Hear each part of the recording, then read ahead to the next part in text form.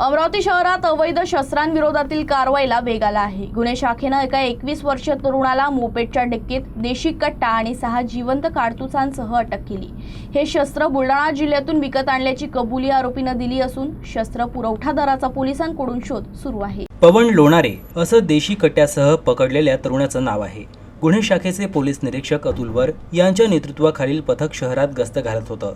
त्याचवेळी गुप्त बातमीदारांकडून त्यांना माहिती मिळाली की पवन उर्फ क्षितिज लोणारे हा स्वतःजवळ देशी बनावटीचा कट्टा बाळगून फ्रेझरपुरा पोलीस ठाण्याच्या हद्दीतील डेंटल कॉलेजकडून वडाळी पुलाकडे जाणाऱ्या रस्त्यावर मोपेडसह उभा आहे।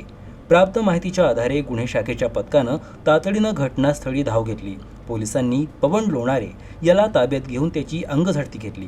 त्याच्या मोपेडच्या डिक्कीची तपासणी केली असता यावेळी पोलिसांना डिक्कीत एक देशी कट्टा आणि 6 जिवंत कारतूस मिळून आली।